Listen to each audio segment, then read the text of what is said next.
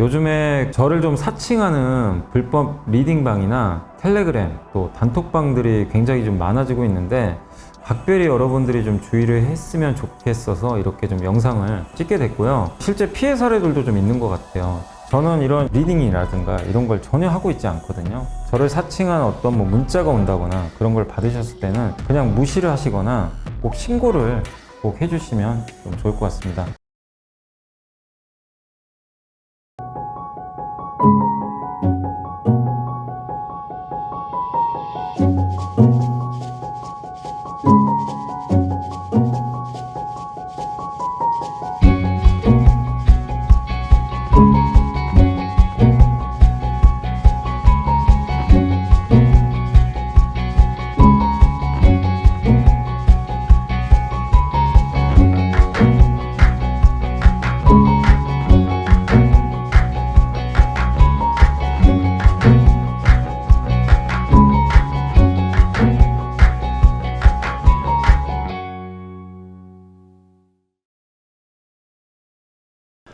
네, 안녕하세요. 이베스트 투자증권 염승환 이사입니다. 오늘 2023년 8월 2일 시장 함께 읽기 시작하겠습니다. 아까 이제 오전에 라이브를 했는데 라이브 할 때만 해도 그렇게 장이 나쁘진 않았거든요. 근데 이제 라이브 끝날 때쯤 되니까 증시가 급락세로 반전하더니 지금 이제 아직 좀 장은 안 끝났는데 오늘 50포인트 이상 거의 폭락하는 그런 장이 나왔고 코스닥도 지금 급락을 하고 있습니다. 그래서 오늘 시장 분위기 굉장히 안 좋습니다. 안 좋은데 아마 지금 신용등급 강등 영향에 대해서 좀 우려를 하는 거는 같아요. 안 그러고는 그거 말고는 특별하게 오늘 악재 나온 건 없고요. 또 거기다가 아시아 증시가 다 안 좋습니다. 오늘 같이 좀 빠지는 그런 흐름인 것 같습니다. 2011년도 8월에 아픈 추억이 있습니다. 저는 아직도 그날이 생생하게 기억나고 강등하자마자 증시가 폭락해가지고 난리가 아니었어요. 완전 툼에 나왔어요 그때. 근데 물론 그때랑은 지금 좀 다른데 일단 시장은 좀 반응은 하고 있다라고 봐주시면 되겠고, 그래도 우리가 공부할 건 해야 되니까 좀 보고서 몇 개 말씀드리고 이제 신용등급 강등에 대해서는 제가 말미에 또 설명해 드리겠습니다. 어제 이제 KB증권에 나온 보고서 나머지 부분 다 설명해 드릴게요. 그래서 일단 오늘 삼성전기가 좋다가 말아버렸지만 어쨌든 MLCC 관련주들 주가 상승 부분하고 자동차가 참 답답하긴 합니다. 근데 좀 제가 생각했을 때는 이제 지금 7월 데이터가 나왔는데 그렇게 좋은 것 같지는 않더라고요. 그거 한번 설명해드리고, 삼성전기 오늘 한번 급등했다 밀렸는데 그 엔비디아 기판 납품 소리 좀 있었어요. 그거 삼성의 이종 연구원님이 좀 적어주셨고, 그 외에 오늘 이제 기업으로는 BH, 녹십자, 넥센타이어, 이녹스 첨단 소재, KSP 이제 굵직한 기업들 실적 발표가 조금 마무리됐고, 근데 이제 또 이어져요.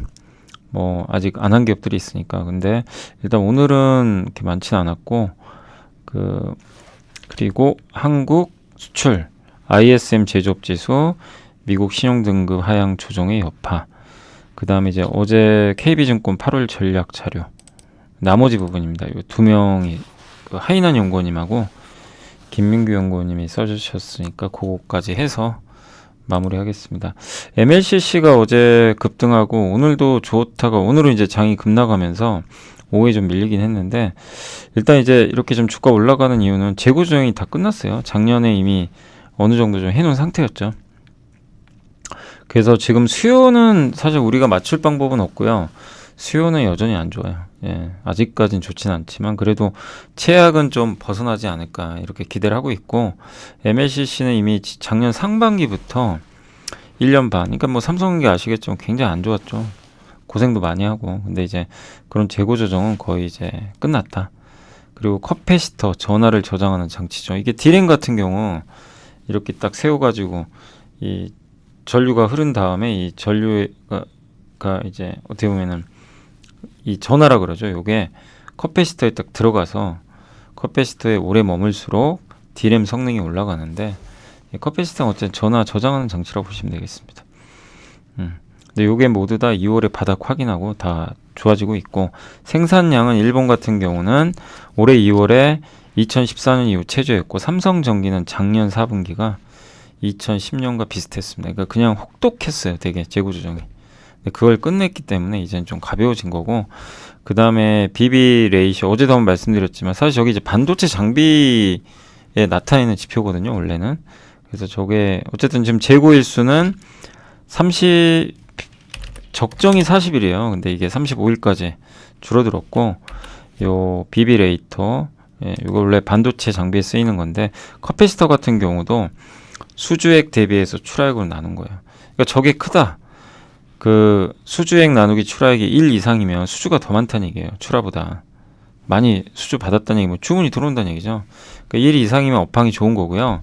1 이하면 업황이 안 좋은 건데 지금 0.97이래요. 그러니까 아직 좋은 건 아니죠. 근데 작년 4분기에 0.8까지 갔다 왔으니까 좋아지고 있는 거죠. 그리고 지금 요즘에는 소량 주문을 하는데요. 스팟석 주문. 예. 그러니까 그런 주문들이 늘어난다는 것 자체가 전방의 재고가 많이 완화됐다는 얘기죠. 그리고 그렇기 때문에 가동률이 옛날처럼 뭐 낮아지지는 않을 거다. 요걸 나타낸 거고, 최소 어쨌든 바닥은 확인됐다. 그 다음은 뭐냐? 수요가 늘든가 아니면 다음 전장은 전장이다. 이게 무슨 얘기냐면 전장, 싸울전이죠. 싸울전 맞나요? 싸울전. 그 다음에 장. 이게 마당장이라 그러죠, 우리가 보통. 그러니까 싸우는 곳은, 다음에 이제 싸울 곳은 어디냐? 전장이다. 번개전. 그죠? 이게 무슨 장자죠? 이게 여러 가지 종류 이거 뜻했던 것 같은데, 아무튼 전장, 번개전. 전자기기죠. 전자 이제 부품 쪽에 들어가는 그쪽으로 이제 바뀐다. 그러니까 한마디로 자동차 쪽, 여기가 다음 넥스트다. 이걸 나타내는 거고, 지금 삼성전기, 모라타가 다 그쪽에 집중하고 있잖아요. 왜냐면 모바일 쪽으로는 어렵거든요. 저것만 해가지고 주가가 오르긴 어려워요. 그래서 삼성전기가 하는 게 저희 기판, 그 다음에 여기 자동차용 MLC 이쪽으로 가는 거죠. 그래서 올해는 아직까지는 모빌리티, 자동차보다는 IT가 더 비중이 크니까 역성장 폭이 크겠지만 내년에는 전장 중심으로도 성장이 충분하다. 이 내용이고, 일본의 이제 커패시터 생산량인데 이게 4월 달에 10년 전하고 거의 똑같았고요. 삼성전기는 작년 4분기가요. 2010년하고 똑같아요. 그 정도로 안 좋았다는 얘기죠. 20년도에 너무 좋았죠, 이때. 그때였고, 지금 회복이 되고 있어요. 이제 적정 재고 밑으로 떨어졌고, BB 레이쇼, 요게 1 이상이면 좋다는 얘기인데, 모라타는 이미 1 이상을 넘어갔다고 합니다. 그렇기 때문에 이런 부분들 보면, 그러니까 최악은 지나간 거죠. 그러니까 왜 오르는지는 좀 이해가 되시죠? 근데 오늘 보니까 아모텍이 막 장중에 급등하더라고요. 아모텍 오늘 오른 거 MLCC는 아닌 것 같고요. 요새 아시죠? 초전도체. 이따 한번 말씀드릴 거예요. 초전도체 관련주들 좀 조심하셔야 됩니다. 그냥 묻지마로 오르는 것 같아요. 근데 이건 아니죠. 이건 투자는 아니죠. 그냥 막 초전도체 해가지고 막 가더라고요. 한양이엔주도 오늘 초전도체로 간 거 아세요? 근데 반도체잖아요. 그러니까 저도 한양이엔주 굉장히 긍정적으로 바라보고 있고, 그동안 공부도 많이 해놨고, 인프라 장비 얼마 전에 수주도 나왔고, 저는 사실 그걸로 간 줄 알았더니 아니에요. 그러면 조심해야죠. 오히려 이걸 좋아할 게 아니라 이 초전도체 이슈가 또 소멸되면 주가 급락 나옵니다. 그게 걱정돼요, 솔직히. 그래서 이따 한번 정리해 드릴게요. 초전도체로 간 기업들은 더 가더라도 각별히 조심하셔야 될 것 같습니다. 지금 뭐 이게 언제 양산될지도 모르는 거고, 검증도 계속 해봐야 되거든요. 근데 주가만 그냥 막 올라가는 것 같아서 솔직히 좀 너무 좀 걱정이 돼요. 그래서 좀 조심은 하셔야 될 것 같고, 미국 시장 지금 양호한 시장 성장인데 전기차 가격 경쟁 심화된다. 이게 7월 데이터 나왔는데 미국 판매 괜찮아요. 점유율도 견고한데 문제가 하나 있어요. 아이오닉 5 EV6 인센티브가 9,111달러, $10,000인데 지금 올해 들어 거의 최고입니다. 3월에 $690였는데 인센티브 이렇게 올라갔어요. 이거 막 주는 거예요. 근데 그 이유는 있어요. 왜 저렇게 주는지 아시죠? 보조금 못 주니까. 아이오닉 5나 EV6 보조금 미국에서 못 받잖아요. 그러니까 이제 현대차는 팔기 위해서 보조금 주는 것 같아요. 그러니까 $7,500잖아요. 그죠? 그걸 못 받기 때문에 아마 이 일정 부분을 아마 현대차가 좀 보상을 해주는 게 아닌가. 예, 일단 전기차를 팔아야 되니까. 아이오닉 6도 인센티브가 $9,000까지 올라갔습니다. 그러니까 얼마 안 되던 인센티브가 지금 점점 올라가요. 예, 그래서 그 가격 경쟁이 이제 심화되는 거죠. 예, 현대차는 이미 과거 고점 대비 인센티브 상승폭이 굉장히 높아요. 지금 수치가 좀 높은 편이고, 그 다음에 그러니까 이 이유가 뭐냐 이거죠. 왜 이렇게 갑자기 인센티브 올라왔냐. 이제 여기에 대해서는 좀 우려할 수도 있어요. 인센티브는 뭐죠? 비용이에요. 딜러들한테 주거나 고객들한테 돌려주는 건데, 그게 늘어난다는 건 이제 이익을 훼손시키는 거거든요. 그동안 낮았는데, 특히 기아보다 현대가 훨씬 많이 올라왔더라고요. 근데 그 이유는 어쨌든 지금 현대차 주로 이제 전기차 쪽이에요. 제네시스랑. 그래서 전기차 가격이 생각보다 현대차는 비싼 편이죠.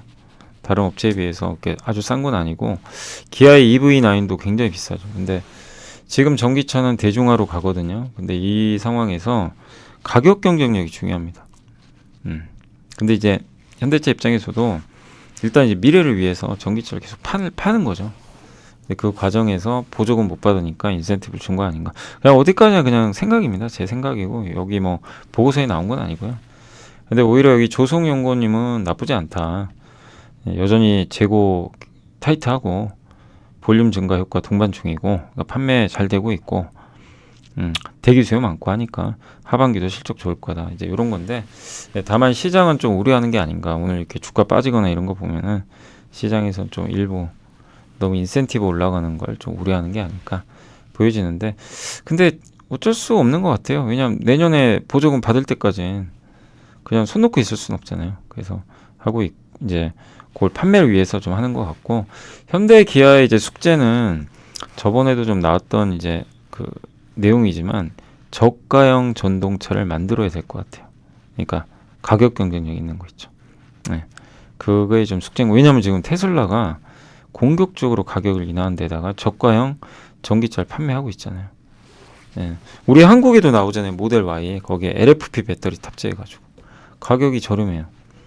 그러니까 현대차도 이제 아마 그런 식의 전략으로 좀 일부 나오진 않을까 이렇게 좀 보고 있습니다. 그러니까 전기차는 이제 진짜 진검승부고요. 현대차 잘했어요. 예, 뭐 잘한 건 인정해줘야 됩니다. 근데 이제 앞으로 이제 그 라인업을 더 다양하게 해야 되니까 저가형 전기차에서도 보여달라는 거죠. 그러니까 이 중고가는 잘해요. 예, 중고가는 확실히 경쟁력 있고 좋은데, 저가 쪽에서 어느 정도의 경쟁력으로 이렇게 차를 출시해 줄지 요거를 좀 계속 우리가 살펴봐야 될 것 같습니다. 원래 현대는 아시겠지만 옛날부터 원가 잘해요. 잘하기 때문에 충분히 잘하려고 생각하는데, 일단 주가 답답합니다. 그러니까 갖고 계신 분들 답답할 수밖에 없어요.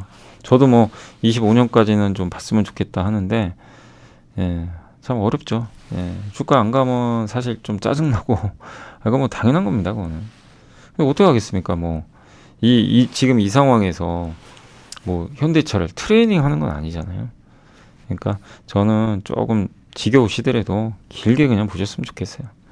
예, 그게 정답이 아닐까 이렇게 생각하고, 오히려 흔들린다면 또 기회가 될 것 같고요. 예. 아니 뭐 주가 크게 오른 것도 없고, 예. 그래서 좀 답답함과 짜증을 좀 잘 이겨내셨으면 좋겠습니다. 자, 그리고 삼성전기는 엔비디아 기판 납품할 수 있을까? 예, 그런 좀 내용인데, 예, 삼성전기 같은 경우는 어쨌든 지금 오늘 좀 이슈가 일부 있었어요. 예, 그 이슈가 뭐였냐면, 이 삼성전기가 이제 플립칩 BJ라고 아시죠? 요건 좀 보여드릴게요. 그러니까 이 엔비디아의 H백 AI 반도체용 플립칩 BJ 기판, 요거를 일본의 이비덴이 독점하고 있나 봐요. 근데 저는 제가 알기로는 유니마이크론도 하는 걸로 알고 있는데, 대만에.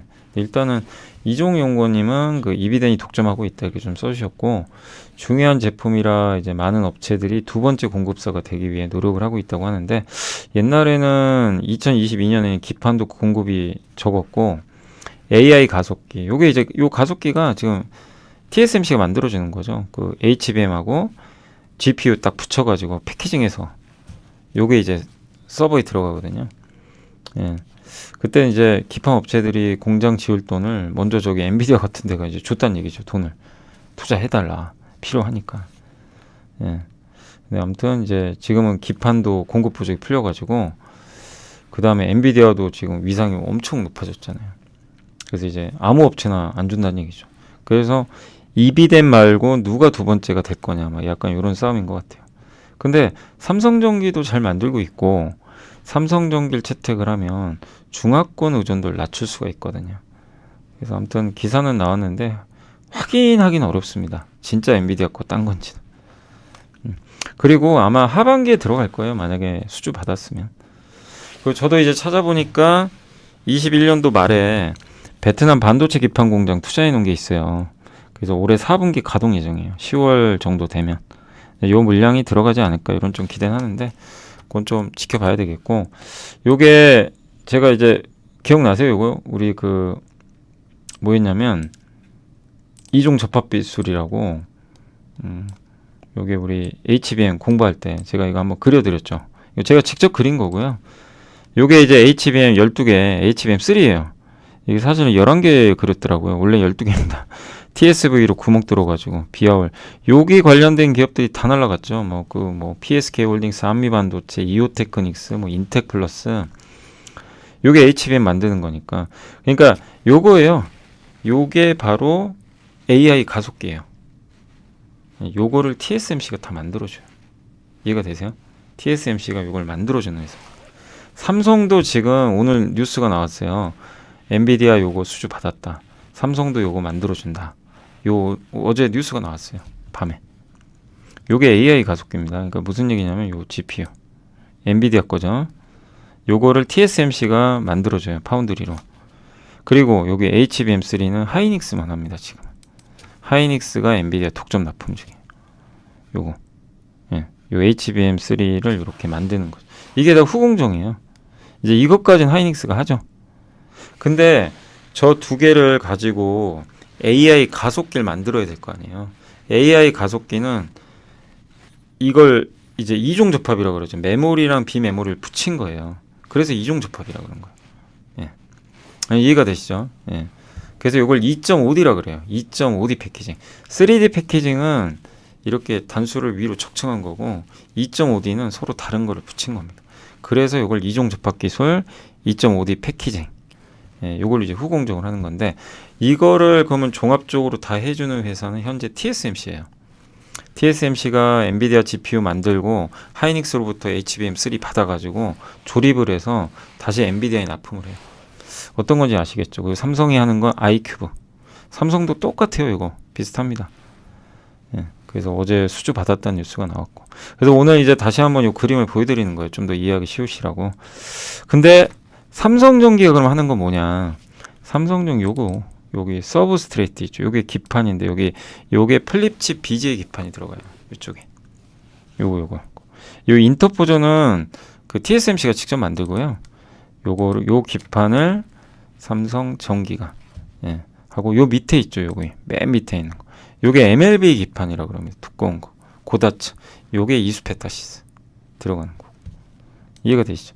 요게 이수페타시스, 여기가 이비덴, 지금은 이비덴이라고 알려져 있고요. 일본에 인터포저 요거 다 결합해서 얘랑 붙여서 패키징해서 납품.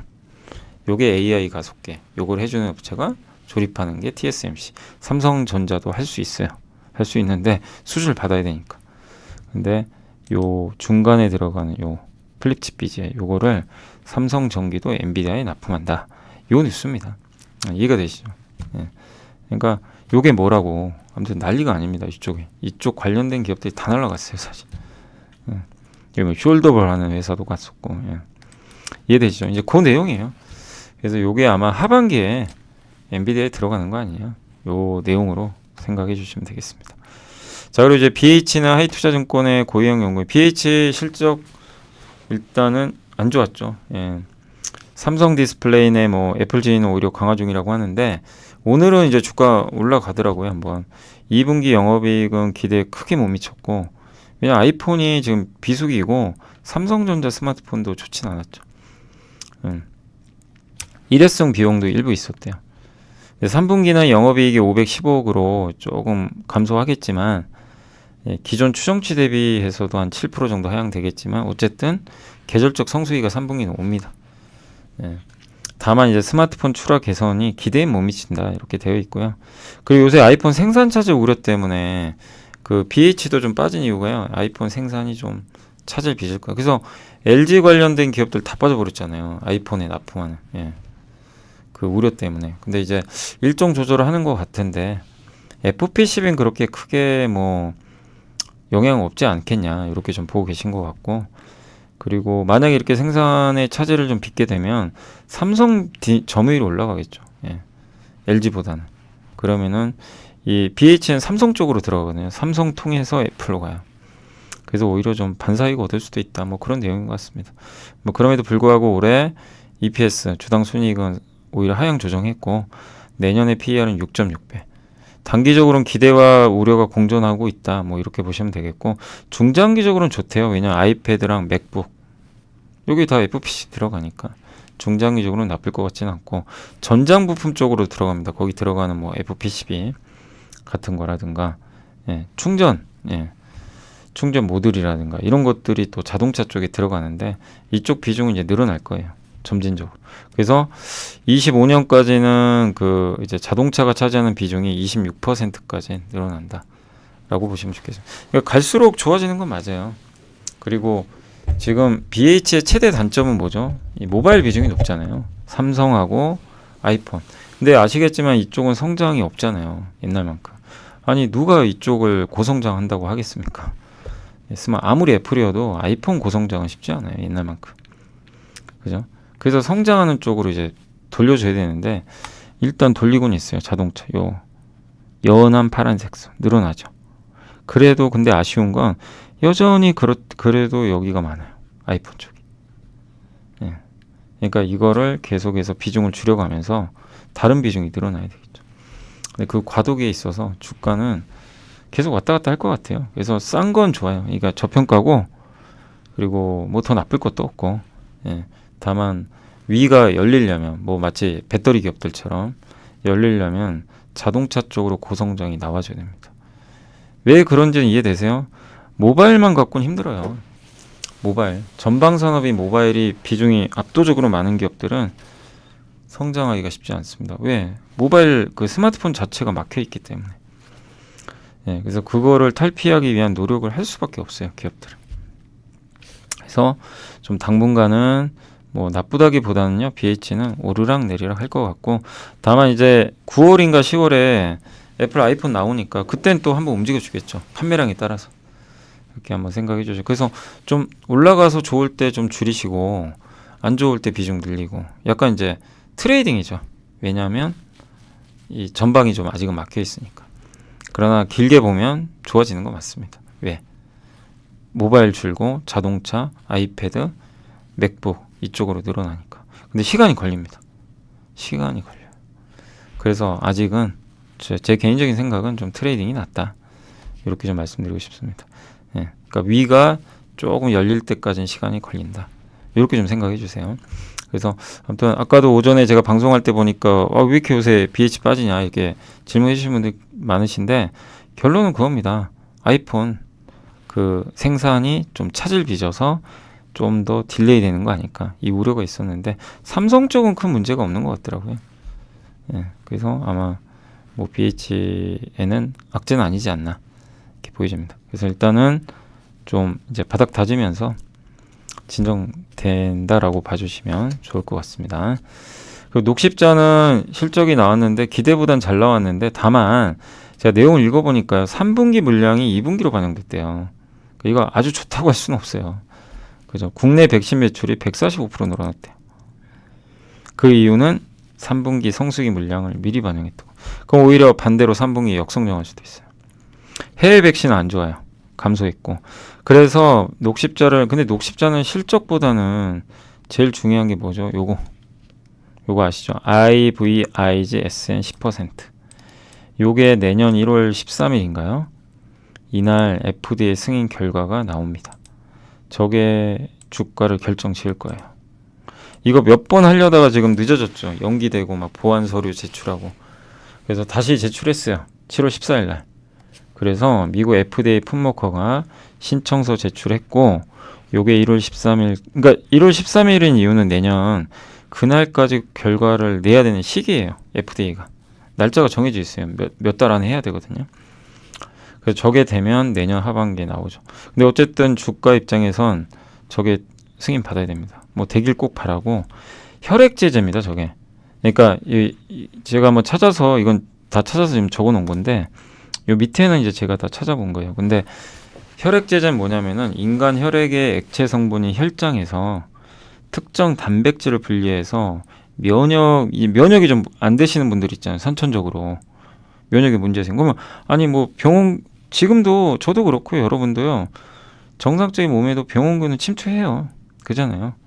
근데 그게 면역 작용을 하니까 우리가 이렇게 안 아프고 건강하게 있는 거죠. 근데 선천적으로 면역력이 약하신 분들이 있어요.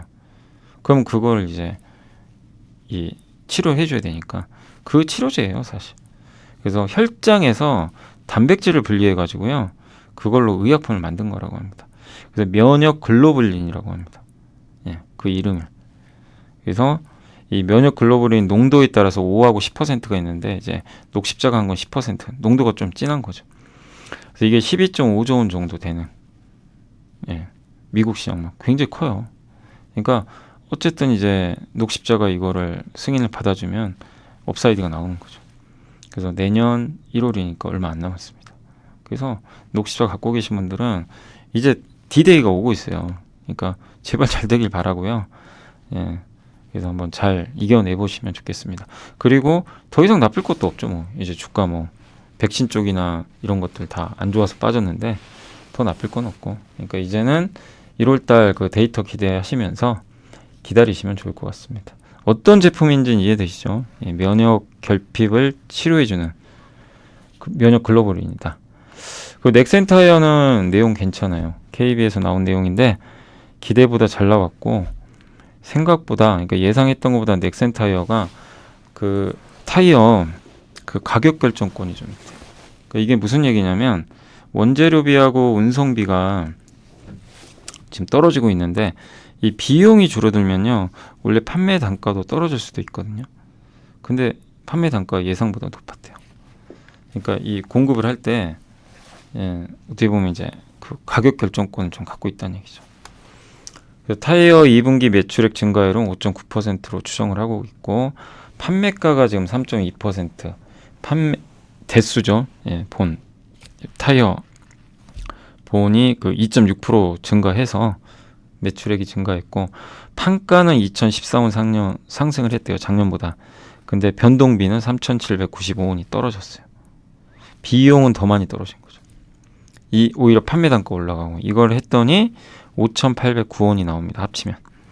그래서 공원이익이 이렇게 늘어났어요. 판가 오르고 비용 준이 이익은 늘죠. 그래서 619원 이익 증가 효과 생겼대요. 이게 작년엔 정반대였어요. 작년에는 가격도 못 올랐는데 비용은 급증. 왜냐면 뭐 이런 운반비가 엄청 올랐죠. 컨테이너선 같은 거. 그래서 2분기 호실적은 내용 좋다. 요 내용이고요. 결정력이 있다. 수요 침체 우려 여전합니다. 교체형. 그러니까 여기서요. 활용 정점을 찍으려면 유럽과 북미에서 교체용 타이어 수요가 폭발해주면 그냥 이제 이 타이어주들은 다 급등하는 거예요. 계속. 근데 그건 아직 없어요. 그러니까 위가 딱 막혀버린 겁니다. 근데 왜 이렇게 막히는지 아시겠죠? 타이어가 이렇게 올라갈 만하면 위에서 눌러버리고 근데 또 내려가면요. 또 기가 막히게 또 올라가요. 그 이유가 뭐냐면 아래로는 저 비용이나 이런 것들이 절감되면서 이익 좋아지니까 아니까 밑에서 하방이 단단해요. 근데 올라가면 두들겨서 내려오는 게 근데 교체용 타이어 수요가 안 좋으니까 위가 못 열리는 거예요. 그래서 비슷해요. 아까 말씀드렸죠. BH랑 비슷한 거예요. 그러니까 BH도 굉장히 좋은 기업인데 위가 뚜껑이 열려야 돼요. 타이어 똑같아요. 타이어는 교체용 타이어. 저것만 되면은 장기 투자도 가능한데 아직 아니란 얘기입니다. 그래서 제가 이제 어제나 그제도 타이어 쪽에 말씀드린 이유가 뭐냐면 트레이딩만 해라. 아직은 그 말씀을 드린 겁니다. 그러니까 우리가 어떤 업종이나 기업을 볼 땐 전략을 명확히 세우시면 좋아요. 반드시 구조적 성장주 위주로 장기 투자하셔야 돼요. 구조적으로 성장주. 예. 그래서 아까도 그 오전에 보니까 뭐 어떤 분이 엠캠 뭐였죠? 일부 그 전기차 배터리주 중에서 그 약간 전해액 관련주들 왜 이렇게 안 가냐 이렇게 물어보셨더라고요. 근데 그 이유는 뭐냐면 뭐 지금 당장 전해액 가격이나 이런 게 많이 오른 건 아니거든요. 근데 이쪽이 구조적으로 성장한다면 가져가시는 거예요. 장기로. 근데 구조적 성장주 맞잖아요. 그죠? 예. 그렇다고 뭐 주가 많이 오른 것도 없고 많이 올랐으면 또 모르는데 사실 뭐 전액은 그렇게 오른 것도 없거든요. 그러면 그런 기업들은 저는 오히려 경쟁력에 문제만 없다. 그러니까 기업별 경쟁력은 몰라요. 그건 한번 체크를 해보셔야 돼요. 기업마다 경쟁력은 다른데 그래서 무조건 전액 다 가져가셔야 됩니다. 이건 아니에요. 근데 그 안에서 경쟁력이 있는 기업이라면 구조적으로 업종은 성장하잖아요. 장기 투자 가능한 거죠. 그러니까 그런 거를 좀 잘 구분하셔서 한번 대응하시면 좋을 것 같습니다. 그래서 타이어 괜찮습니다. 3분기까지는 괜찮지만 어쨌든 그 위는 좀 막혀 있으니까 예, 트레이딩이 낫다. 이렇게 말씀을 어제 이어서 또 드리고 싶고요. 예, 그래서 막 빠질 때 뭐 굳이 팔 필요는 없겠죠. 예. 키움의 김소은 연구원이 이녹스 첨단소재 실적 잘 나왔습니다. 영업이익은 감소했는데 시장 기대보다는 37%나 성장을 했고 1분기 재고 조정이 일단락된 후에 하반기 성수기 대비한 고객사들의 재고 추적 수요는 좀 확대될 것 같고요. 그래서 전분기 대비로는 큰 성장 했고 이 3분기는 더 좋아요. 왜냐 이제 아이폰 나오니까 성수기입니다. 근데 이것도 BH랑 똑같아요. 뭐 이 회사의 핵심은 OLED 필름인 거 아시죠? 다시 보여드릴게요. 우리 공부했잖아요. 그래서 요거 이녹스 첨단 소재 이노레드라는 사업부가 있죠. 이게 핵심이에요. 이 회사는 OLED 필름. 요게 어디 들어가죠? OLED TV, LG 쪽 플렉서블 OLED 보호 필름. 요게 아이폰, 삼성 통해서 이 두 개가 잘 되면 일단은 그냥 랠리 나오는 거예요. TV랑 아이폰이. 그죠? 명확합니다. 근데 똑같아요. BH랑. 전방이 둘 다 막혀 있잖아요. TV 막혀 있죠. 스마트폰 막혀 있죠. 그래서 이 이녹스도 저도 굉장히 관심 많고 한 기업인데 어쩔 수 없어요. 뭐 전방사는 막힌 걸 누가 뭐 어떻게 하겠습니까? 아니면 방법은 있어요. 삼성폰이나 아이폰이 많이 팔리면 돼요. 예, 많이 팔리고 TV가 OLED가 이제 본격적으로 팔리면 돼요. LG께 LG 패널 LG 쪽이에요. TV는 그게 팔리면 가지 말라고 해도 갑니다. 근데 이 수요를 여러분이 어떻게 예측을 해요? 저도 모르고 여러분도 몰라요. 근데 분명한 팩트는 뭐죠? 고성장 산업이 아니라는 거예요. 이건 누구나 알잖아요. TV, 스마트폰이 고성장합니까? 그래서 어쩔 수가 없어요. 그래서 높은 포를 주고 싶어도 못 주는 겁니다. 그래서 뭐를 하죠? 리튬 사업하는 거잖아요. 이거 한번 설명드렸죠. 그때도 수산 리튬 그러니까 탄산 리튬을 가져와서 고순도 수산 리튬으로 바꿔주는 거 굉장히 좋은 사업이에요. 예, 예. 에코프로가 이거 하잖아요. 에코프로 계열사가. 예, 아실 거예요. 탄산을 굉장히 싸게 가져와서 에코프로의 장점이 뭐냐면 탄산 리튬을 싸게 갖고 와서 고순도로 바꿔줘요. 그걸 하고 있잖아요. 실제. 주가 얼마나 갔는지 우리는 봤잖아요. 거기다 여기 재활용, 리사이클까지 하겠다. 이녹스 다 좋아요. 리튬 개발 광산 염호까지 하겠다. 다 좋은데 25년에 양산 들어가요. 25년 하반기가 목표입니다. 그러니까 이게 당장 주가를 이끌기가 어려운 거죠. 왜냐하면 포스코는 올해 이제 10월부터 들어가요. 생산 4분기부터 얼마 안 남았어요. 그러니까 이제 이녹스도 내년 하반기, 그러니까 25년 하반기니까 내년 하반기 아니면 25년 초 요때부터 관심을 가져야 돼요. 그리고 그때 되면 또 OLED도 또 바뀌겠죠. 지금보다는 나아지겠죠. 그러니까 이녹스는 전 장기적으로 관심 가질 필요는 있다. 다만 지금 당장은요. 너무 오르면 좀 줄여놓으시고 또 급나가면 투자하시고 이게 약간 트레이딩이 저는 병행하는 게 낫지 않나. 예. 그 이유는 아시죠? 일단 이 회사의 핵심이 전방이 좀 막혀있는 데다가 리튬 사업이 2년 정도 남았어요. 예. 그러니까 나는 그냥 그런 거 신경 안 쓴다. 난 장기 투자하겠다. 그러셔도 그건 이제 선택의 문제예요. 그래서 제가 계속 어떤 걸 얘기하는지 아시겠죠? 오늘 계속 강조드리는 건 기업마다 좀 전략을 잘 세우시라는 얘기예요. 트레이딩 할 건지 구조적으로 계속 나 끌고 갈 건지 이걸 명확하게 좀 한번 그래서 이런 것까지 좀 보여드리는 겁니다. 그러니까 삼성전기는 어때요? 삼성전기는 이제 점점 구조적으로 성장하는 이제 아이템들이 들어오죠. 점진적으로 비중이 높아지고 있어요. 중장기 투자할 만한 거죠. 그죠? 그러니까 그런 것들을 근데 이제 어쨌든 이제 기업마다 어쨌든 다 다르니까 그걸 말씀드리고 싶습니다. 근데 이노스 첨단 소재도 좋아요. 아무튼 실적 잘 나왔고 3분기 좋을 거고 다만 저는 당분간은 오르면 좀 줄여놓으시고 이익 실현하시고 내리면 좀 투자해 놓으시고 이렇게 트레이딩 왜 하단은 단단하냐면 이제 실적이 나쁠 게 없잖아요. 그래서 급나가면 무서워할 필요는 없어요. 그리고 리튬 사업이란 또 약간의 보너스가 있으니까 언제든지 또 테마 타서 갈 수 있는 거. 근데 그런 테마를 타거나 급등할 땐 좀 줄여놓자. 그거를 좀 한번 말씀을 일단 드리고 싶습니다. 그걸 좀 잘 이해해 주시면 좋겠고 하나증권의 조정은 연구원님은 KSP 보고서를 좀 썼는데 선박용 엔진 밸브 요거 그러니까 한번 보세요. KSP는 여러분이 한번 들어보세요. 일단은 제 설명을 들어보시고 얘는 어떻게 하면 좋을지 한번 답을 한번 내보세요. 자, 선박용 엔진 밸브 조선 회사예요. 독자 기술인 마찰 압적 공법과 특수 단조 설비를 보유하고 있습니다. 이 기술력이 있어요. 선박용 그러니까 엔진 만드는 데 필요한 밸브 있거든요.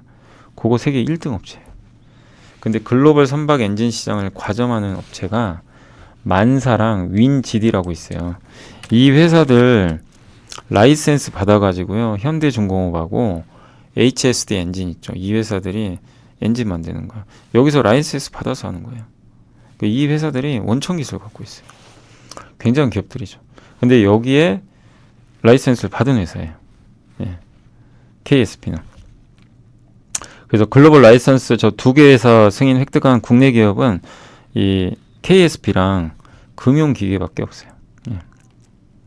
이게 이름이 좀 헷갈리실 거예요. 왜냐면 이 비슷한 이름들이 좀 많아요. 그래서 이름 헷갈리지 마시고 KSP입니다. 이게 좀 비슷한 기업들이 있어요. 근데 올해부터 아시죠? 선박 엔진. 지금 조선 수주는 아시죠? 잘 되는 거. 주요 고객사 우리나라 3사 다 있어요.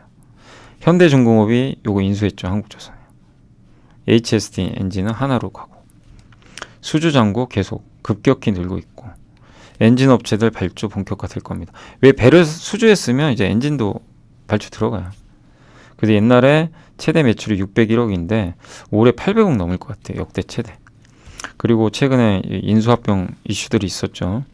그래서 이렇게 되면 원래 HSD 엔진과 STX 중공업은 좀 비중이 낮은데 이 STX 중공업이 이제 이쪽으로 가요. 현대중공업 쪽으로.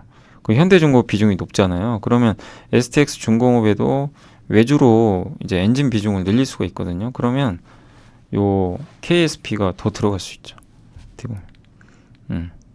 그리고 증설 진행 중이고. 그래서 올해 영업이익 81억 비싸진 않아요. 지금 주가가 이익 대비에 싸다고 할 수는 없어요.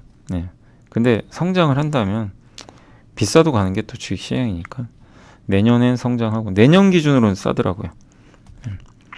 근데 중요한 건 이렇게 실적을 꾸준히 내줘야 되겠죠. 그래서 이렇게 실적 좋을 걸로 이 정도 성장이면 뭐 꾸준히 주가 올라갈 가능성이 있습니다. 이게 엔진 밸브라고 합니다. 이런 것들. 엔진 만들 때.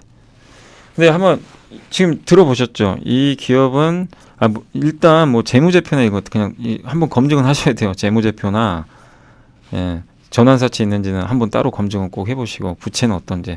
근데 그거 딱 떼고 여기까지 들었을 때 이거는 장기 투자 해도 될까요? 안 될까요? 어떻게 생각하세요? 여기까지 봤을 때. 제가 몇몇 이제 사례들 말씀드렸죠. 첫 번째가 뭐죠? 전방 산업이 구조적 성장이냐? 조선이죠. 선박수주. 우리나라 조선 어때요? 구조적 성장 맞습니까? 안 맞습니까? 맞죠? 그죠? 현재까지는 구조적 성장 맞아요. 한 24, 5년까지. 업황이 나쁘진 않다고 하니까. 물론 뭐 바뀔 수도 있죠. 그러면 이거 합격. 자, 그리고 두 번째. 경쟁력 있나? 경쟁력이 있습니까? 그러니까 독점이냐 아니냐, 예, 진입 장벽이 높냐 안 낮냐. 여기 나와 있잖아요. 한국이 글로벌 1위 엔진 밸브예요. 엔진 부품, 엔진 라이센서 국내에선 2개 회사밖에 없고. 그리고 세 번째가 그럼 뭐죠? 실적 괜찮냐, 숫자 나오냐. 숫자 이제 이 애널리스트 분 의견에 의하면 올해 숫자 좋아진다고 했어요. 근데 이거는 이제 여러분이 마지막으로 할 거는 매 분기 체크하면 돼요. 좋나 안 좋나를. 예. 그래서 현재까지의 데이터만 보면 장기 투자가 가능한 기업이죠. 어떤 건지 좀 이해가 되세요? 예. 왜 이게 좀 다른지. 그죠? 예. 그래서 요 마지막 검증은 숫자만 하시면 될 것 같아요. 요걸 좀 이해하셨으면 좋겠습니다. 예, 오늘은 요거를 좀 많이 말씀드린 거예요. 어떤 거는 내가 좀 중장기 투자해도 되겠고, 요거는 좀 트레이딩 하는 게 좋겠구나. 그걸 좀 설명드린 겁니다. 자, 그리고 이제 KB증권의 권희진 김조은 연구원님이 그 수출 나와서 좀 말씀드리면 수출 안 좋아요. 예, 한번 보세요. 수입 더 감소해서 무역 수지 흑자 난 건 좋아요.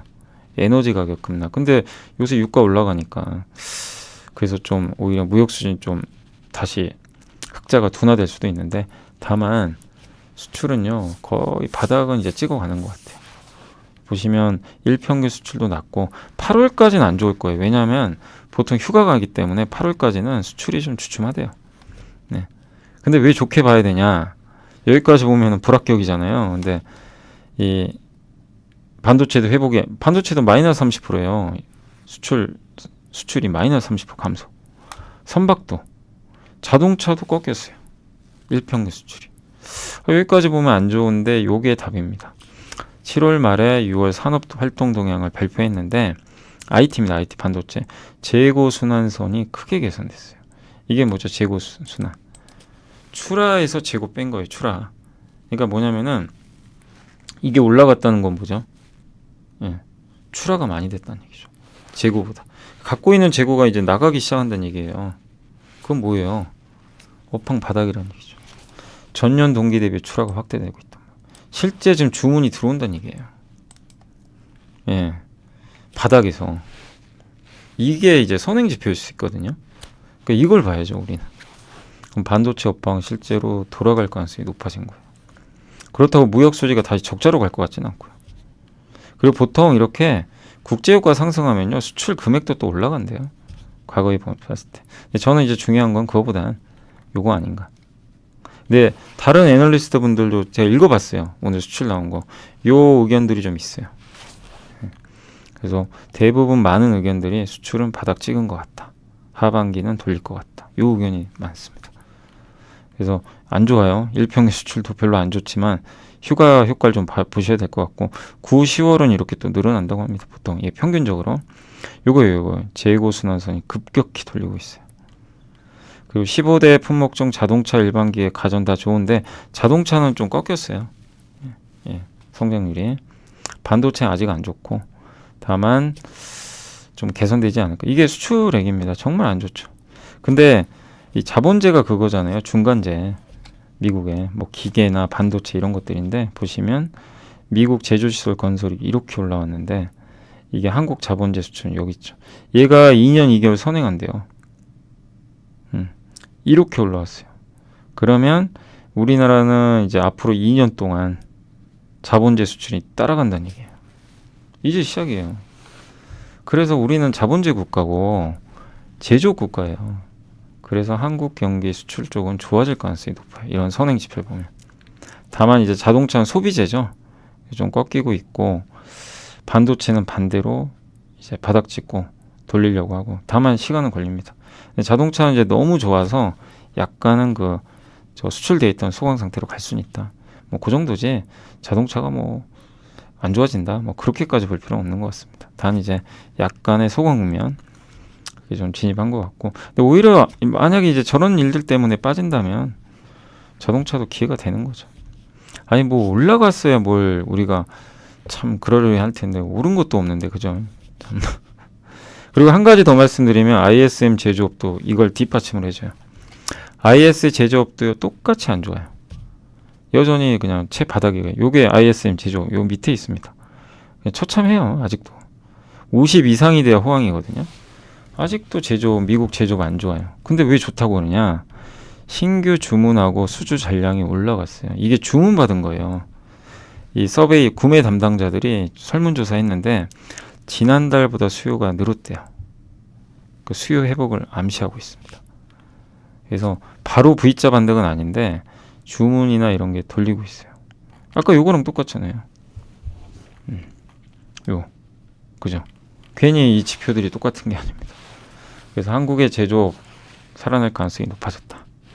어떤 건지 아시겠죠? 그래서 우리가 이 내용까지 디테일하게 볼 필요 있고, 미국의 신용등급 지금 하향 조정됐는데 요게 좀 오늘 증시 하락의 좀 원인 중에 하나잖아요. 그래서 좀 하이투자의 박상현 연구원이 써주신 거 보니까 일단 기억하실지 모르겠지만 투자 오래 하신 분들은 13년 전에 이와 똑같은 일이 있었어요.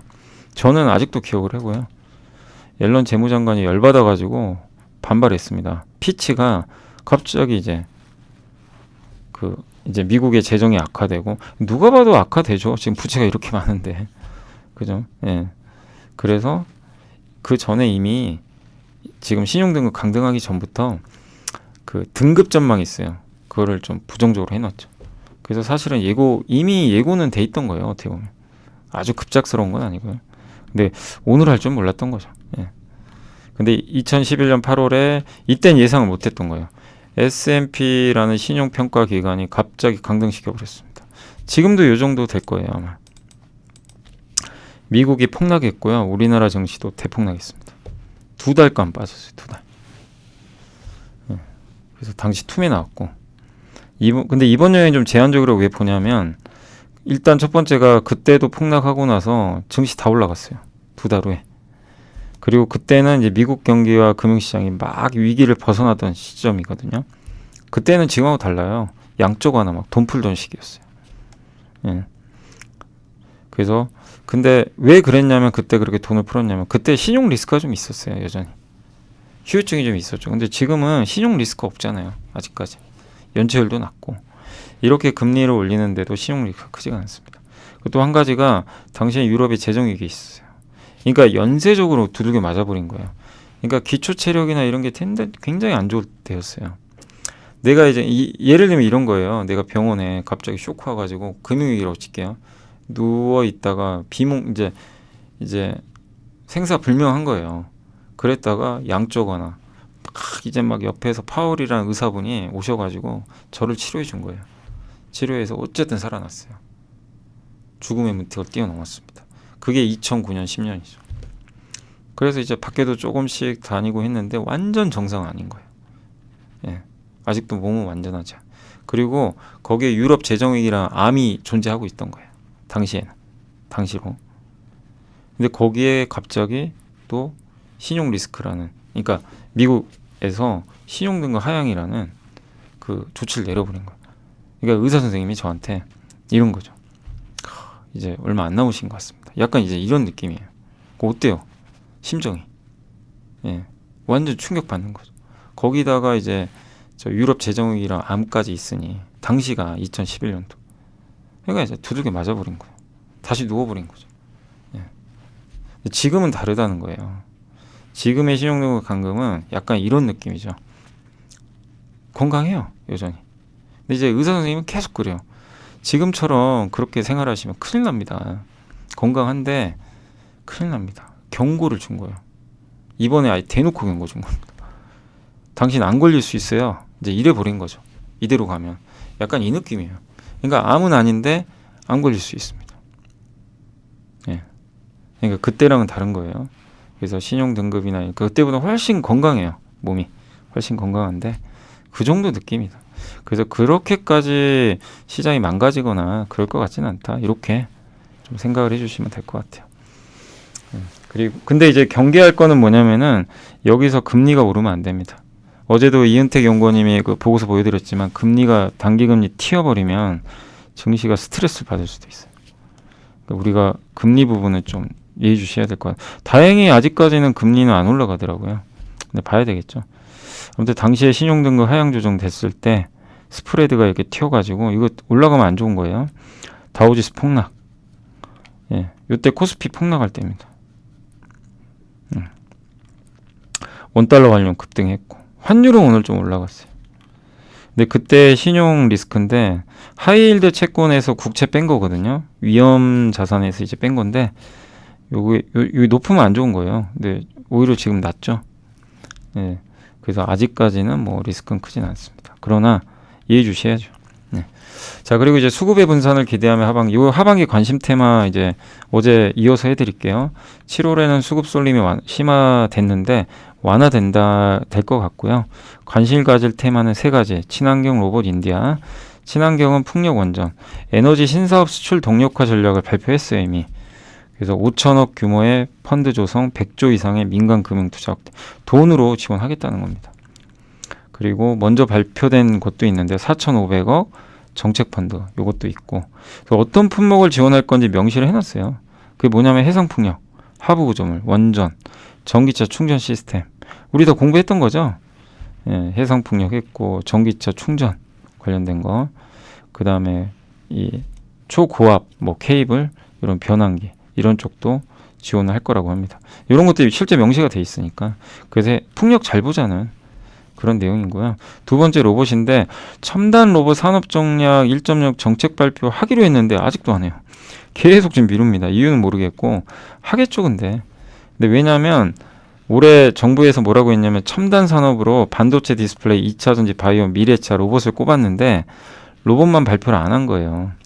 그거 하겠죠 결국. 그리고 세 번째가 인도입니다.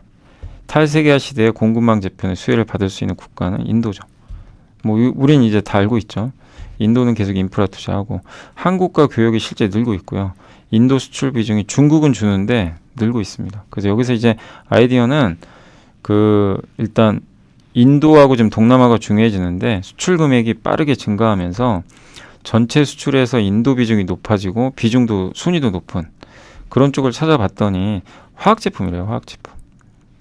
그래서 어제 롯데정밀화학 말씀드렸죠. 롯데정밀화학이 그 화학 제품 중에 부분이 일부가 많이 들어간다. 예. 그래서 주로 이제 페인트 쪽이 좀 많은 것 같더라고요. 아무튼 뭐 그런 게 하나의 예죠. 꼭 그것만 그렇다는 게 아니라 여기 나온 것들도 이제 화학 제품. 그래서 인도 비중이 늘어나는 그런 화학 제품들 좀 보자는 그런 내용입니다. 자, 그리고 이제 KB의 같은 보고서에 사실 있는 건데 좀 분리를 해봤고, 지금 최근에 쏠림이 어마어마하게 심했잖아요. 근데 이제 그거 설명한 거예요. 그래서 내년 이익 성장률 전망이 무려 50%예요. 믿어지세요? 내년에 50% 이익 증가한대요. 전 세계 거의 탑입니다. 과도한 추정이 아니래요. 보통 이렇게 망가지고 나서 다음 연도 전망을 해서 이제 반등을 할 때 추정치보다 더 실제 발표는 더 높게 나오는 경우가 많았대요. 그래서 충분히 합리적이다. 저게 뭐 과하다고 볼 필요는 없다. 그리고 특정 종목을 향한 수급 쏠림 2차전지죠. 이게 절정 이후에 증시가 어땠는지를 찾아봤나 봐요. 과거에도 많았어요. 90년대에는 트로이카라 그래서 건설, 은행, 통신, 철강, 증권주가 다 빨아들였어요. 근데 그거 끝나니까 반도체가 갔고, 2000년대엔 반도체, 통신, 카드가 그랬는데 그거 끝나니까 제약주가 갔고, 2010년에는 정치 테마, 플랫폼, 바이오였다가 20년에는 BBIG죠. 그리고 2차전지. 이런 이제 흐름으로 흘러갔는데, 이게 특정 종목 쏠림이 끝나잖아요. 그러면 어떻게 되냐면 주식시장이 더 올라갔대요. 꼭 무조건 그렇다는 건 아니에요. 근데 그런 경우가 많았다고 합니다. 하락장에서는 하락의 끝을 알렸대요. 그러니까 하락장이 계속 이어지는데 몇몇 특정 업종으로 돈이 쏠리면 강세장 전환됐대요. 그리고 강세장에서는 추가 상승이 나왔다고 합니다. 그러니까 이걸 종합을 해보면 저 쏠림 현상은 오히려 상승을 더 강화시키는 그런 경우가 많았다. 이렇게 보시면 되겠고, 쏠렸던 수급을 다시 받아주는 업종은 대부분 반도체였다고 합니다. 예. 그러니까 반도체가 제일 크니까 몇몇 업종이 쏠리잖아요. 이 돈이 이제 차익 매물 실현하고 나가버리잖아요. 그러면 다음을 뭘 사냐면 제일 시총 큰 반도체가 받아줄 수가 있으니까 그쪽으로 돈이 들어갔다고 합니다. 그런 경우가 좀 많았대요. 그래서 반도체 그런 관점에서 과거 데이터를 보면, 근데 요거의 단점은 뭐죠? 과거에 이랬다고 무조건 그래야 되는 건 아니죠. 과거에 그랬으니까 이럴 수도 있다는 내용인데, 어쨌든 의외로 또 이런 것들이 잘 맞으니까, 그래서 반도체 괜찮지 않겠냐, 그리고 수급 쏠림 후에는 항상 좋았다, 라는 그런 내용이니까 참고하시면 되겠고, 그 다음에 요게 이제 에너지 신사업 수출 동력화 전략인데, 핵심 전략 품목으로 원전, 해상풍력, 하부 구조물. 요게 하부 구조물 누가 만들어요? SK 오션 플랜트 만들잖아요. 요 초고압 케이블 같은 거, 뭐 요게 이제 전선 업체들 있을 거고, 예, 전기차 충전 시스템 요런 것들을, 요게 이제 정책이에요. 그냥 정책으로 딱 잡혀 있는 거고. 그 다음에 인도 수출 비중 늘죠. 아직 중국에 미칠 건 아니고요. 근데 여기서 화학 제품이 좀 늘고 있다. 이렇게 보시면 되겠고, 그리고 한국 증시 수급 쏠림의 역사입니다. 요게 다 주도주라고 합니다. 그동안 가장 최근에 포스코홀딩스, 에코프로 계열사, 그리고 2년 전에 기억나세요? 그때 카카오 광풍 기억나시죠? 예. 그리고 시젠 광풍 한번 있었고, 2018년도 초에는 셀트리온 광풍이 있었어요. 뜨거웠죠 그때. 예. 이러고 나서 어떻게 됐냐? 증시가 다 좋았대요. 평균적으로 이렇게 올라갔다고 합니다. 6개월 후에는 20%씩 올라갔대요. 제발 그러면 좋겠네요. 그러면 지수 3천 가는 건데, 근데 꼭 그렇다는 건 아니죠. 무조건 뭐 그랬으니까 이렇다는 아닌데, 이런 이제 데이터도 참고해 주시면 될 것 같습니다. 자, 일단 이제 오늘 보고서는 다 말씀드렸고, 오늘 이제 참 힘든 장입니다. 예. 자, 일단 그 어제 있었던 내부자 매수는 GS 리테일 좀 일부 매수 들어왔고요. 여기 박솔립 전무님이 좀 샀고, 풀무원이 5천만 원 들어왔습니다. 좀 의외죠. 예, 풀무원은 제가 거의 못 본 것 같은데, 여기 김영환 사위, 풀무원도 많이 빠졌죠. 근데 주가 워낙 빠진 상태에서 아마 저가 매수 들어온 것 같고, 모드 투어도 여기 두 분이 샀어요. 많이 빠졌죠. 예. 여행주도 많이 빠졌는데 아무튼 들어왔고, 전자공시는 없었습니다. 어제는 그냥 내부자 매수만 있었다는 거 참고해 주시면 좋겠습니다. 안녕하세요. 이베스트 투자증권의 염승환 이사입니다. 계좌를 신규 개설한 고객님께 요약집 주식 상품권 10달러를 드리는 이벤트를 진행합니다. 영상 하단 더 보기란을 통해 많은 참여 바랍니다. 자, 이제 시장이 좀 마감이 됐죠. 예, 장이 끝났고요. 오늘 국내 증시는 거의 뭐 급락했습니다. 코스닥은 거의 폭락을 했고, 코스피도 어제 오른 거 그냥 다 반납해 버렸어요. 어제 신고가 되고, 이게 사실 이제 기술적 분석으로 보면 되게 안 좋은 모습은 맞아요. 급등하고 나서 그냥 무너져 버렸기 때문에.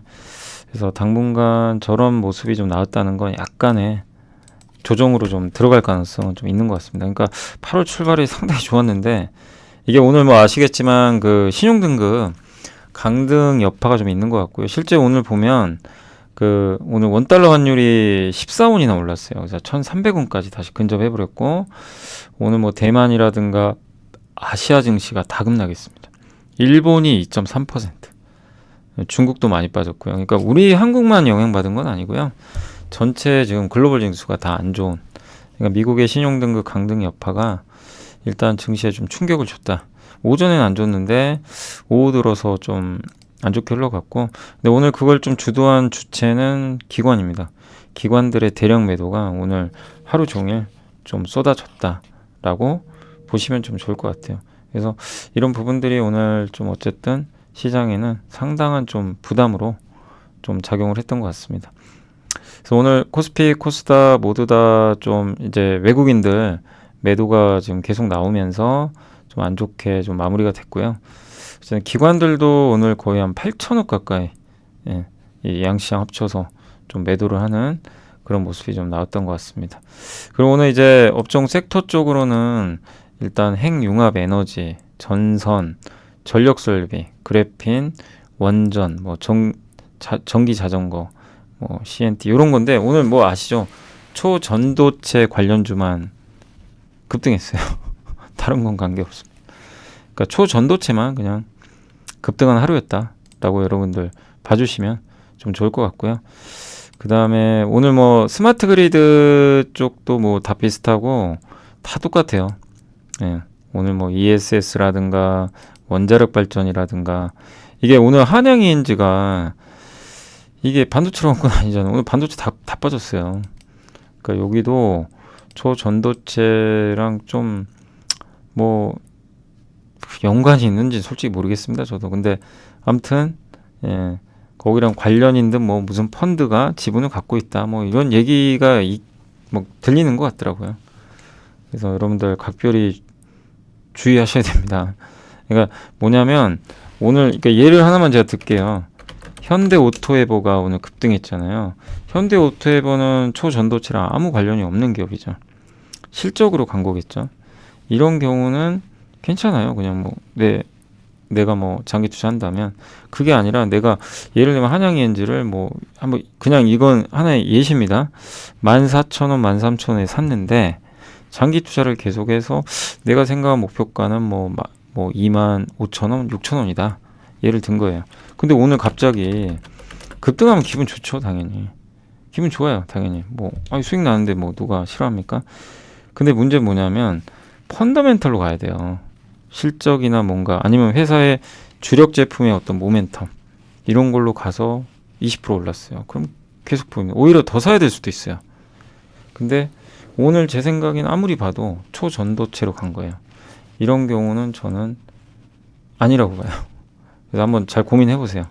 예, 뭐 정답은 아니지만 이런 경우는 오히려 보수적으로 대응해야 되는 거 아닌가. 그러니까 약간 이제 나는 펀더멘털로 샀는데 테마가 붙어서 급등했다. 이런 경우는 그냥 오히려 감사합니다 하고 수익 실현하는 것도 하나의 방법 아닌가. 그러니까 아다르고 어다르다고요. 왜 올랐는지를 명확히 알고는 있어야 됩니다. 그래서 오히려 저는 이것 때문에 올랐다면 좀 오히려 안 좋은 것 같아요. 예. 근데 모르죠. 뭐 또 실적 때문에. 근데 오늘 왜 이 말씀을 드리냐면 반도체 다 급락했거든요. 그러니까 이 혼자 오르는 건 사실 반도체로 갔다고 볼 수 없는 거죠.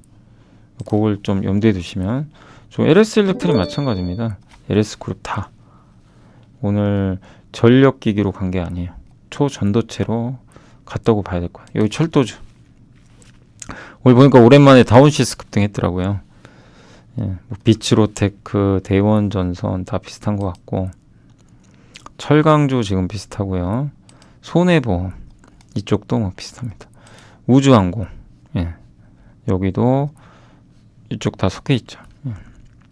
그래서 오늘 보면 증시가 폭락을 했는데 올라간 것 딱 보이시죠? 어떤 건지. 카메라 모듈도 보면 파워로직스가 간 거예요. 그러니까 우리가 오늘은 시장은 정상은 아닙니다. 예. 초전도체 몇 개 딱 해가지고 급등한 거고요. 다른 거는 못 간 거죠. 그렇게 좀 생각해 주시면 아모텍도 좀 그랬다고 하더라고요. 아모텍도 초전도체 이슈 그걸로 간 걸로 좀 알고 있습니다. 아무튼 그렇게 올라간 거는 좋다고 볼 수는 없겠죠. 아무튼 저도 이제 초전도체가 잘 되고 그걸 바라지만 냉정하게 생각해야 될 건 논문에 나왔고 이제 그걸 상용화해야 돼요. 근데 그게 상용화가 쉬운 게 아니잖아요. 수율도 나와야 되고 그리고 더 검증도 해봐야 되고 그렇기 때문에 이론적으로 어떤 토대를 만든 건 정말 엄청난 일인데 그걸 상품화하는 거는 다른 문제입니다. 그래서 좀 냉정하게 지금 오늘 또 그리고 시장이 안 좋으니까 더 쏠린 것 같아요. 야 저거나 하자. 우리 초전도체 하자. 이제 뭐 오늘만큼은 뭐 배터리고 반도체고 다 필요 없다는 거죠. 오늘만큼은 두 개의 태양. 일단 저기 가라. 오늘은 초전도체로 간다. 약간 이제 오늘은 이 느낌이에요. 그래서 제일 많이 빠진 거 리튬, 2차전지, 반도체, 소부장 두 개 그냥 폭락해버린 거죠. 그래서 좀 많이 올랐던 기업들이 오늘 보시면 이렇게 직격탄을 맞아버렸습니다. 그래서 보면 오늘 2차전지 폭락했고요. 반도체, 소부장 다 급락했습니다. TMC, 뭐 ISC 이 기업들에 뭐가 문제 생긴 건 아니고요. 물량이 쏟아져 버렸어요. 많이 올랐던 것 다 많이 올랐던 기업들이잖아요. ISC 또 덕사나인, 베스 뭐 다들 급등했던 기업들이고 시스템 반도체 마찬가지입니다. 가온칩스도 굉장히 많이 오른 기업이에요. 보시면 뭐 이게 이렇게 올랐으니 근데 이거를 그러니까 여러분들 이렇게 좀 생각하시면 돼요. 또 기회가 오는구나. 그러니까 공부를 또 하신 분들은 이제 올라서 못 사신 분들도 많이 계시잖아요. 뭐 좋은 건 알겠는데 너무 올랐다. 기다리자. 기다리니까 또 오고 있습니다. 요거를 이번 조정장을 며칠 갈지 모르겠어요. 이 조정장이 일주일을 갈지 그건 뭐 알 수는 없는데 좀 며칠 조정은 받겠죠. 이렇게 충격을 받았으니까. 그리고 또 올라갈 걸로 보거든요. 그러면 이거를 또 좋은 게 저번에 기억나시죠? 그 2차 전지로 완전히 쏠려가지고 반도체 폭락한 날. 예. 근데 그 다음 날부터 반도체 또 날아가 버렸잖아요. 그런 날 오히려 기회로 삼으신 분들은 좋았던 거죠. 그러니까 지금도 약간의 그런 이제 단기적인 조정으로 보시고 반도체 쪽에서 옥석 가리기 하셔가지고 평소에 좀 좋게 봤던 기업이 이렇게 급락하면 도망가지 마시고 투자의 관점으로 보는 것도 괜찮을 것 같습니다. 다음 변동성은 되게 클 것 같아요, 당분간. 네. 그래서 오늘의 조정을 뭐 이제 끝났다라고 볼 필요는 없는 것 같습니다.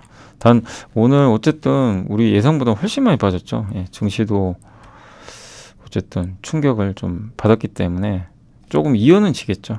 예. 물론 뭐 내일 바로 회복되면 가장 좋지만 이 조정을 도망가는 조정으로는 보지 마시고요. 삼성전자는 뭐 별로 오른 게 없어서 크게 안 빠졌는데 하이닉스는 그동안 많이 올랐기 때문에 예. 그리고 사실 오늘 삼성전자가 엔비디아에 아까 설명드렸죠. 그 후공정 예. 그 AI 가속기 만들어준다 그 뉴스 나왔잖아요. 굉장한 호재거든요. 사실 호재인데 어쨌든 아쉽게도 오늘 주가에는 반영을 못한 것 같습니다.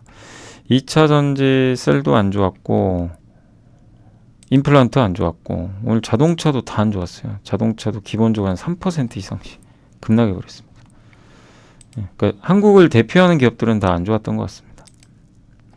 인터넷 대표주도 오늘 좀 안 좋았고요.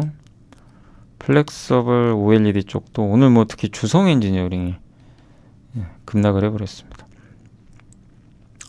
오늘은 뭐 다 안 좋았다고 밖에는 말씀 못 드리겠네요. 예. 삼성전기는 이제 아침에 급등했다가 오후에 밀려버렸죠. 아까 이제 한번 설명해 드렸고요. 네. 그래서 오늘은 뭐 업종 가릴 거 없이 초전도체 빼고는 아까 현대오토에버나 일부 몇 개 딱 빼곤 예, 처참한 하루였던 것 같습니다. 그래서 오늘 보면 예, 올라간 기업들 보면 위메이드가 좀 의외였죠. 예, 오늘 15%. 위메이드는 뭐가 있었나요? 저도 잘 모르겠네요. 위메이드는 오늘 주가가 15%. 글쎄요. 예, 어떤 이유인지는 저도 잘 모르겠습니다. 올랐고 LX 일렉트릭은 초전도체로 간 것 같고요. 아모레지나 이제 아모레 퍼시픽은 그래도 실적도 이제 앞으로 개선되지 않을까 하는 기대감이 좀 있는 것 같습니다. 그리고 대부분은 이제 그 초전도체 이슈로 좀 움직임이 나왔던 것 같습니다. 그러나 이제 올라간 기업은 그렇게 많지는 않고요. 대부분 급락을 했고 다 반도체예요. 반도체 2차전지. 대덕전자도 빠졌고 에코프로, 에코프로 BM, 포스코 엠텍, 포스코 홀딩스, 롯데정밀화학도 모르겠습니다. 큰 이슈는 없었는데 오늘 급락해 버렸고 두산 급락했고 WCP 급락했고 뭐 나노신소재, 덴티움 오늘 급락한 것들 중에 뭐 회사에 문제가 있거나 악재가 있거나 그렇다면 좀 또 오래 걸릴 수 있지만 사실 그런 기업은 별로 없어요.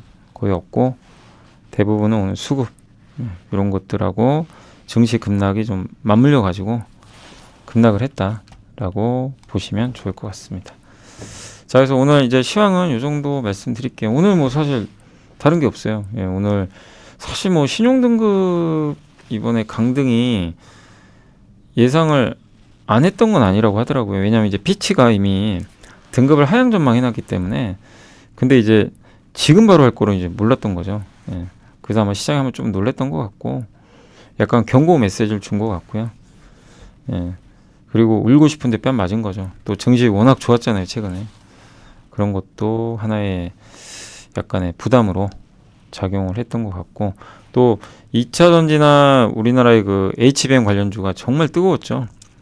6, 7월 달에 뜨거웠는데 이 상황에서 약간 또 빌미가 된 것 같아요. 근데 이쪽이 무너지니까 증시도 같이 무너지는 그런 흐름이 오늘 좀 하락의 원인이 아니었나. 그러니까 한마디로 하나의 그 악재가 나온 가운데 이걸 원인으로 삼아서 매물이 출회된 그래서 결국 수급으로 빠져버리는 그런 상황이 나왔던 것 같습니다. 그러나 이번 조정을 또 공부하신 분들은 또 좋은 기회로 한번 활용하시는 것도 괜찮을 것 같고, 또 반대로 오늘 아까 한양 ENG나 몇몇 캡들 있잖아요. 초전도체로 올라갔다. 그건 너무 좋아할 건 아닌 것 같습니다. 나중에 시장이 정상화되면 급나갈 수도 있어요. 그래서 냉정하게 그쪽은 조금 보수적으로 초전도체 따라가지 마시고 예, 조심하셔야 되지 않을까, 이렇게 좀 말씀을 드리고 싶습니다. 자, 아무튼 오늘 이제 방송을 여기서 마무리하도록 하겠고요. 내일 또 목요일인데 내일 또 찾아뵙도록 하겠습니다. 아무튼 오늘 고생하셨고 힘든 장 또 너무 수고하셨습니다. 내일 뵙겠습니다. 감사합니다.